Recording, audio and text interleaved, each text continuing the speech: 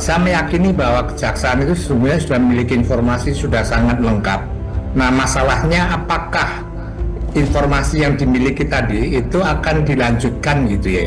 Jangan sampai kemudian justru dihentikan gitu ya. Karena pengalaman pada saat penanganan Petra, waktu itu saya sebagai salah satu anggota tim anti mafia migas gitu ya, ketuanya Faisal Basri. Jadi kita menemukan indikasi persis modusnya seperti itu gitu ya. Nah, kemudian kita laporkan juga ke KPK. Kemudian ada hasil audit forensik gitu ya dari perusahaan di Australia. Nah, kemudian pada saat itu menterinya Sudirman Said akan membawa hasil forensik tadi ke KPK, tetapi menurut Sudirman Said itu, dan ini valid gitu ya, bahwa Jokowi mencegahnya. Nah, sejak dicegah itu berhentilah semua kasus di Petra dan tidak ada satupun yang ditersangkakan. Nah, saya berharap saat ini ujian bagi Pak Prabowo itu ya.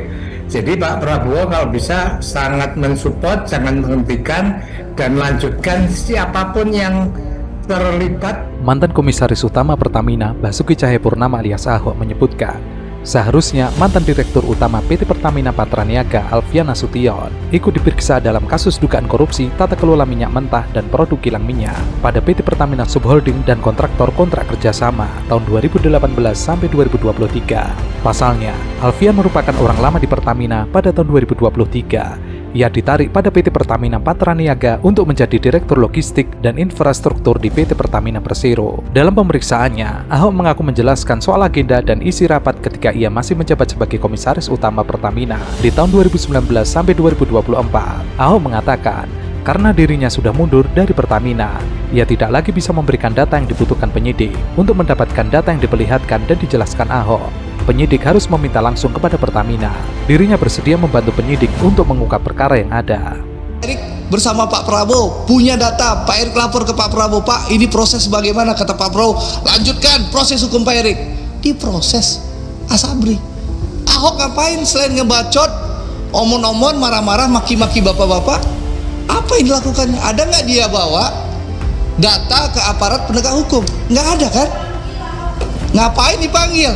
Kita ngapain ngasih panggung orang yang sudah pensiun, nggak berbuat apa-apa, lalu sekarang setelah Kejaksaan Agung melakukan penegakan hukum, dia mau jadi pahlawan kesiangan. Kalau betul mau bersihkan Pertamina, saya itu dirut, bukan komut. Lalu ada oknum DPR akan panggil komut, datang. Kan berita toh, saya tantang balik, DPR panggil saya datang, saya masih datang. Asal sidang terbuka. Sampai hari ini nggak ada yang berani panggil gua DPR. Kenapa? Takut ya lu orang, gue bilang ya. Takut lu orang semua. Takut gua ngomong toh. Nggak ada berani panggil gua. Makanya kalau saya senang kalau jaksa mau panggil, saya punya rekaman suara rapat semua. Saya cuma minta Pak Jaksa, sidang terbuka di Republik ini. Berarti ada siap dipanggil ke Jagung? Oh, saya siap. Saya senang membantu. Dan saya senang kalau di sidang, itu semua rekaman rapat saya itu diputar. Biar seluruh rakyat Indonesia mendengarkan apa yang terjadi di Pertamina, apa yang saya marah-marah di dalam.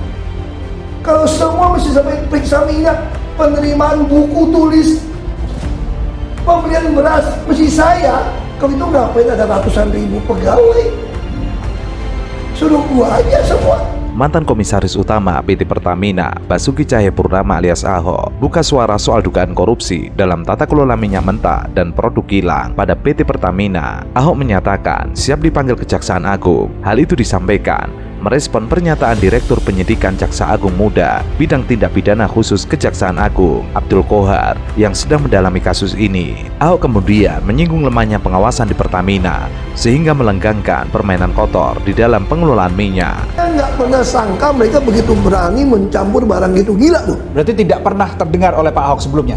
Nggak pernah kebayang dari saya. Lu udah mark up, udah untung, udah nggak mau ikutin gua pakai LKPP, masih lu berani jual barang busuk.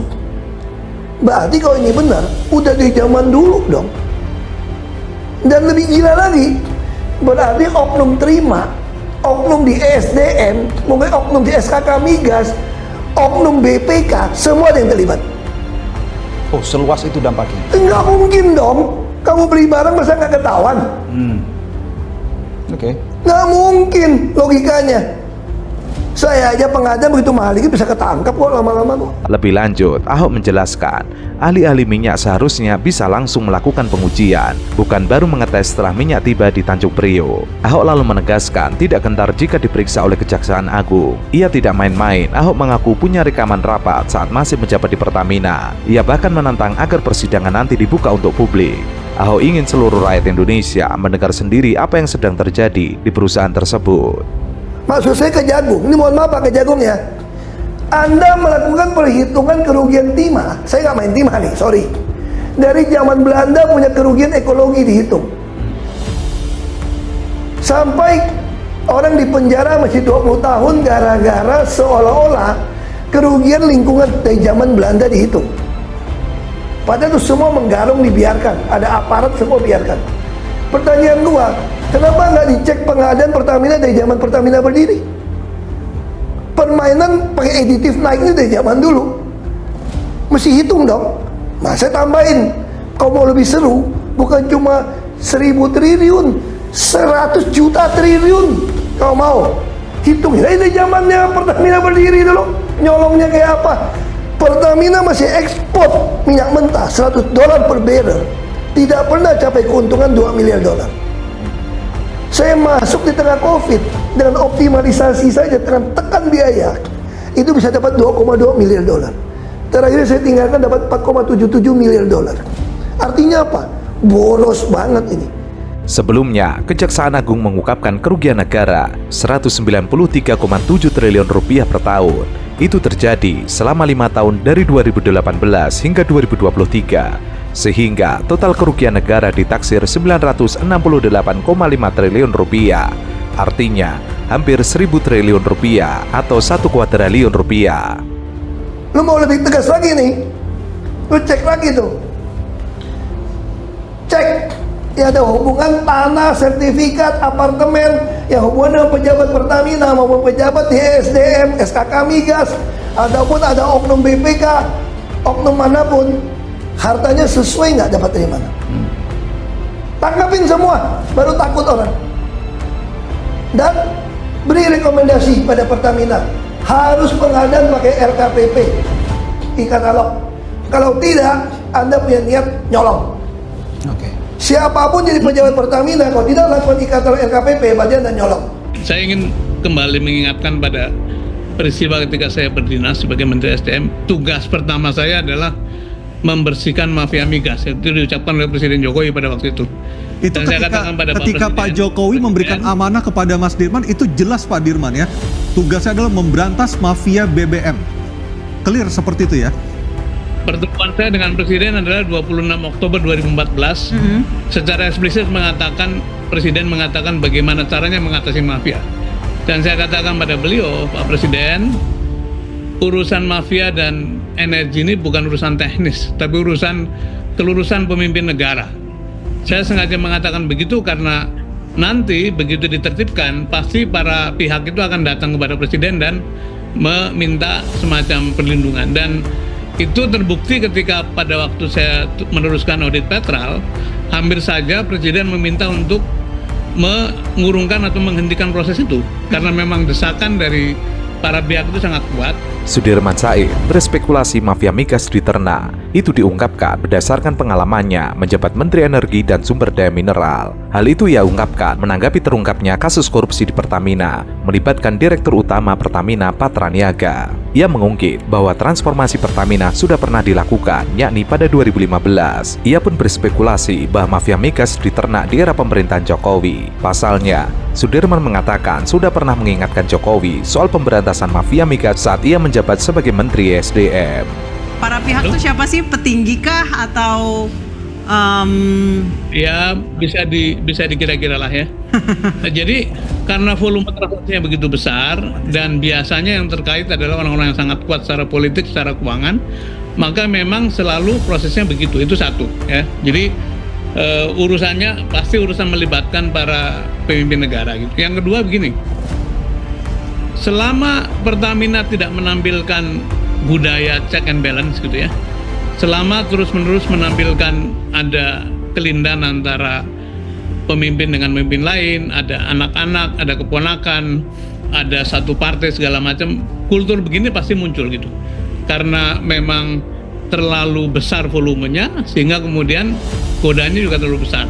Nah, yang ketiga adalah mengenai oplos atau blending itu ya blending ya oplos gitu. Tapi Sama. dahulu pada waktu saya mengaudit petrol memang ada pihak yang memperoleh mayoritas kontrak dari pengadaan minyak dan BBM dan minyak mentah itu hasil audit, bukan hasil omongan saya, tapi audit yang dikerjakan oleh konsultan internasional yang juga pada waktu itu diselenggarakan oleh Pertamina. Nah, Rentetan peristiwa hari ini disebutnya menunjukkan Indonesia dikepung korupsi, ada praktek pemburuan rente yang bermain. Saat ini, ia mengatakan nasib negara ada di tangan Prabowo sebagai kepala negara dan kepala pemerintahan. Sudirman Said mengaku pernah memberikan alarm kepada mantan Presiden ke-7 Indonesia Jokowi terkait keberadaan mafia migas. Sudirman Said ternyata telah mewanti-wanti Jokowi jika ingin melakukan pemberantasan terhadap mafia migas. Pernyataan itu dilontarkan Sudirman saat menanggapi kasus korupsi tata kelola minyak mentah dan produk kilang di PT Pertamina. Yang juga menarik untuk dilihat adalah sebetulnya kalau betul-betul mau dibersihkan urusan ini, itu memang harus terjadi check and balance gitu. Saya Baik, dulu pernah Pak Dirman. melakukan pendaftaran ulang. Pak Dirman, di sini Pendaftaran ulang para kontraktor. Oke, di sini ada 5 dari Pertamina dan 3 dari broker. Siapa yang mulai duluan? Ya. Pertamina yang memintakah atau brokernya yang mendekati pimpinan di situ? Itu kan ada istilah tepuk tangan itu perlu dua kan. Jadi nggak mungkin sendirian. Jadi gayung bersambut ya Pak Dirman ya? Mungkin vendor sendiri tidak mungkin Pertamina. Tapi yang lebih penting adalah tidak mungkin teman-teman di Pertamina itu berani melakukan itu tanpa perlindungan politik dari para pihak yang punya kekuasaan. Itu satu, karena jumlahnya begitu besar. Dan itu mesti dicek. Sekarang ada istilah gamenya sama, pemainnya berbeda gitu ya. Tapi memang saya merasakan pada waktu bersih-bersih itu justru dari pemberi tugas yang kelihatan ragu-ragu. Di tengah jalan itu hampir saja dibatalkan. Dan apakah kemudian muncul satu varian baru atau generasi baru dari mafia, saya tidak tahu. Tapi yang jelas pada waktu itu adalah hampir saja auditnya dibatalkan, laporan kepada KPK hampir saja dibatalkan. Berarti ini Korupsi di tubuh Pertamina tersebut terjadi di masa kepemimpinan Jokowi. Sudirman rupanya sempat memberikan masukan kepada sang mantan presiden. Ia mengatakan pemberantasan mafia migas tidak hanya bisa dilakukan secara teknis. Menurut Sudirman, kelurusan pemimpin negara juga sangat dibutuhkan untuk pemberantasan para mafia. Sudirman mengaku prihatin karena saat ini Indonesia sedang dikepung oleh praktek korupsi yang membuat rakyat menjadi korban. Sebelumnya, Kejaksaan Agung mengungkapkan kerugian negara 193,7 triliun rupiah per tahun. Itu terjadi selama 5 tahun dari 2018 hingga 2023, sehingga total kerugian negara ditaksir 968,5 triliun rupiah. Artinya, hampir 1.000 triliun rupiah atau 1 kuadriliun rupiah. Jangan-jangan sebetulnya mungkin karena kan tidak lepas dari konstelasi politik ya, yang beginian itu dari dulu lah gitu. Jadi sekarang saya kira pemerintah yang baru belum bisa dikatakan ikut terlibat karena kan baru mulai. Tapi saya punya feeling bahwa sebetulnya masalah pemberesan mafia di masa lalu, di masa Pak Jokowi itu belum tuntas. Tapi kemudian keburu regenerasi, kira-kira gitu ya.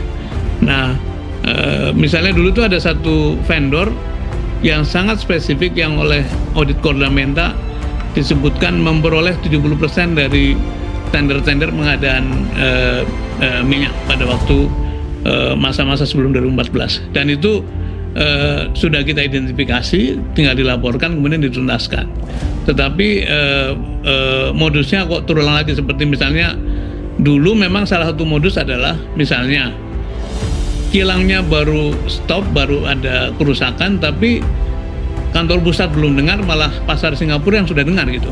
Vendor yang memiliki blending facilities atau fasilitas pencampuran atau mixing atau sebetulnya sama dengan ngoplos, itu yang menyebabkan dia punya advantage, hanya dia yang bisa memasok spesifikasi tertentu gitu. Itu juga modus masa lalu. Modus yang lain adalah saya kedatangan seluruh pemain besar atau seven sister pada waktu itu, baik pada waktu saya di Pertamina maupun di SDM, mereka mengatakan kami sulit sekali berdagang langsung dengan Pertamina. Karena kalau tidak melalui pintu itu, maka tidak mungkin mendapatkan alokasi